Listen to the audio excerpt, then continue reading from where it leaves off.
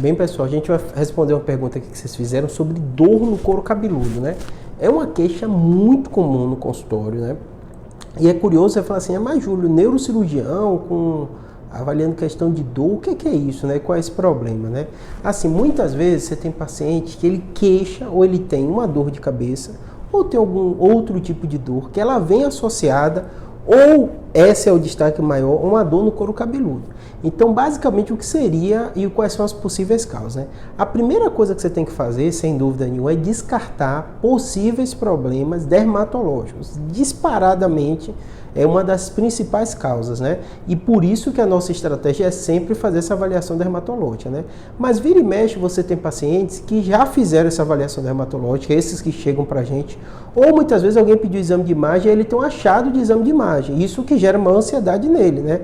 Porque ele questiona ou tenta associar aquela dor que ele está sentindo com aquele achado, possível achado na ressonância, né?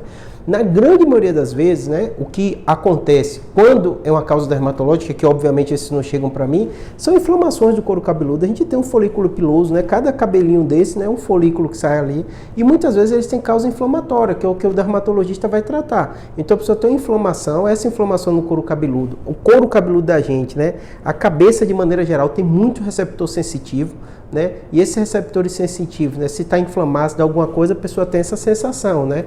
Essa sensação de dor, de incômodo, alguns falam formigamento, né?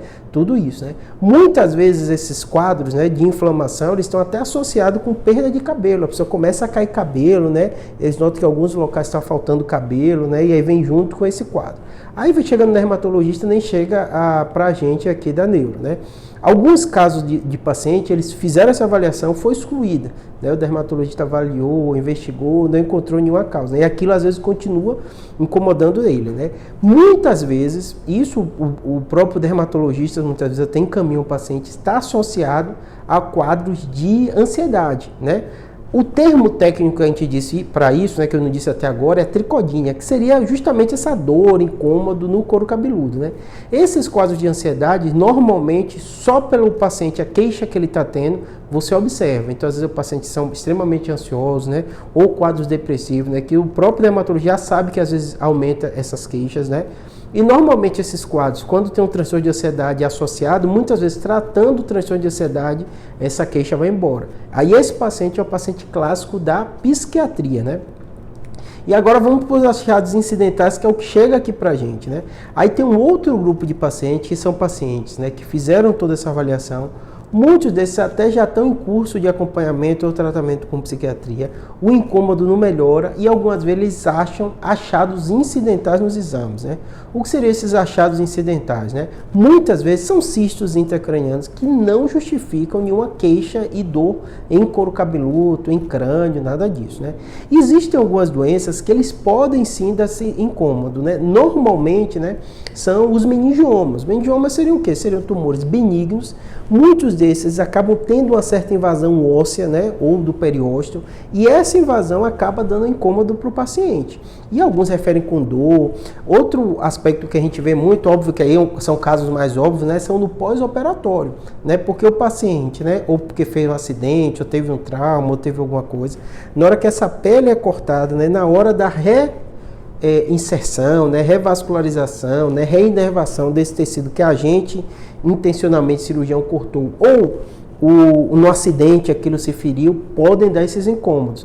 Então muitas vezes eu tenho muito paciente no pós-operatório que ele tem um pós-operatório que ele fica angustiado porque está coçando, a ferida está coçando. Quem já se cortou em qualquer local da pele percebe que tem uma fase da cicatrização, geralmente a fase final, que dá esse incômodo, né? Óbvio que vai variar de pessoa para pessoa, né?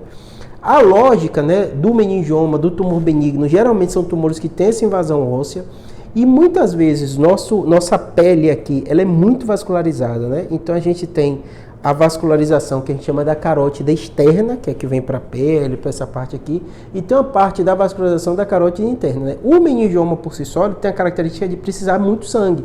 E como ele vai crescendo lentamente, às vezes esses tumores eles têm volume grande, sem muito sintoma para o paciente, e invade essa parte de periósteo, né? E até quando a gente vai operar esse paciente, a gente percebe que a própria vascularização Da pele de subcutâneo é maior, é mais exacerbada, justamente por causa desse tumor.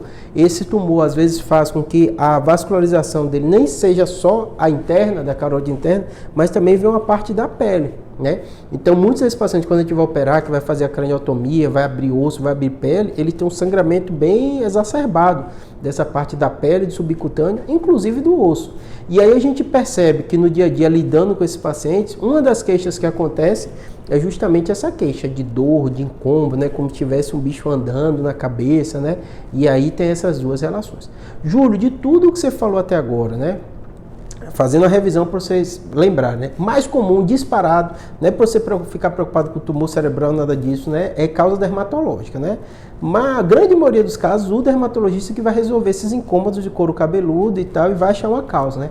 Inflamatória, né? Tudo isso, né? Uma porcentagem das pessoas que o dermatologista excluiu, aí eles chegam às causas psiquiátricas e emocionais, né?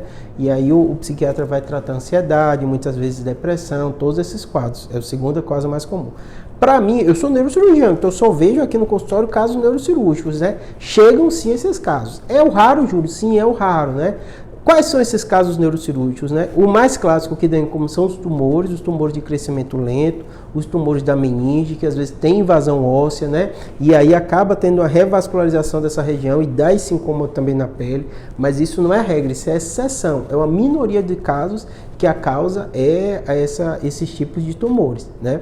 E aí no pré-operatório, né, ou antes, às vezes a gente faz até angiografia para ver a vascularização desse tumor, para ver se tem algum outro tipo de anormalidade, porque às vezes são tumores muito volumosos mesmo, e a gente no pré-operatório precisa avaliar, né? E chegam para mim também, aí que o detalhe às vezes é difícil do paciente entender, pacientes, né, com esses transtornos de ansiedade, ansiosos e tal, e fizeram um achado de ressonância de imagem, sem significado clínico, é muito comum. A gente diz que quase 2% da população faz uma ressonância por algum outro sintoma e acaba achando esses achados incidentais. Às vezes é até difícil o processo de convencimento do paciente dizer que um aneurisma não tem relação com esse formigamento na cabeça, dizer que um cisto aracnoide não tem relação com esse formigamento, ou até meningiomas, às vezes profundo, pequeno, não tem relação. Eu estou citando esses, né, cisto de hipófise e tudo isso, que são as imagens incidentais mais comuns que a gente encontra. E às vezes o paciente tem uma queixa, o médico pede o exame e ele tenta conectar as duas coisas, né, a queixa que ele tem com esse problema. Então, resumo, dermatologista, primeiro lugar, primeiro profissional que você vai para isso, né? Psiquiatra, se não encontra essa causa, porque pode ajudar nesse aspecto emocional, né? O próprio neurologista também pode ajudar muito com isso, né? Não encontrou a causa, aí esses profissionais normalmente pedem exame de imagem e tal, ou vão investigar outras causas mais raras, tá bom? Mas só para vocês ficarem tranquilos, se tiver essa queixa, é algo muito comum, muita gente tem. E no contexto que a gente vive agora, de síndrome pós-Covid, tem se falado muito disso, né? Perda de cabelo e esse incômodo também relacionado ao pós-Covid, tá bom? Espero que tenha ajudado, obrigado.